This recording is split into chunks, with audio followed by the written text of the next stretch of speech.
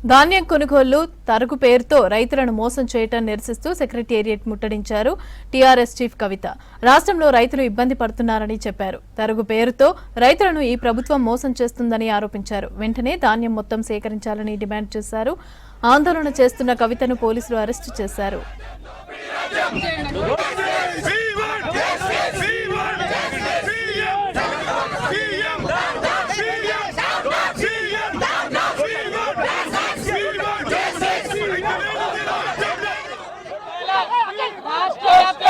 రాష్ట్ర వ్యాప్తంగా రైతులందరూ కూడా ఇబ్బంది పడుతున్న పరిస్థితి.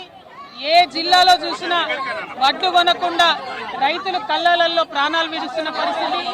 కొన్నకాడ కూడా ఘోరంగా తరుగుదీసి కొనుగోలు కేంద్రాల్లో అవినీతి, కొనుగోలు కేంద్రాల్లో తరుగుదీయడం, రైస్ మిల్లర్ల దగ్గర ప్రభుత్వం కుమ్మక్కై అక్కడ కూడా తరుగుదీయడం, మొత్తం రాష్ట్ర వ్యాప్తంగా కూడా భయంకరమైన పరిస్థితి ఉంది.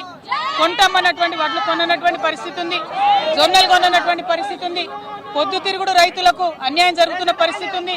ఎక్కడా కూడా ఈ రాష్ట్రంలో రైతులంటే కనీస మర్యాద గౌరవం లేనటువంటి పరిస్థితి ఉంది.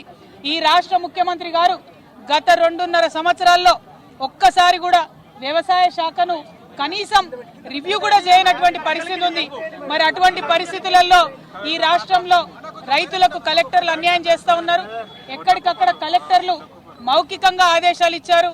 అదేమంటే గ్రేడ్ ఏ రైతులు వడ్లు గ్రేడ్ ఏ అయినా సరే గ్రేడ్ లెస్ గా రిజిస్టర్ చేస్తున్నారు.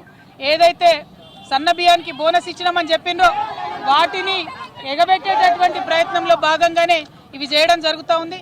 మేము డిమాండ్ చేస్తున్నాం, అన్ని చోట్ల కూడా కళ్ళాల్లో ఉన్నటువంటి వడ్లను వెంటనే ప్రభుత్వం కొనాలి.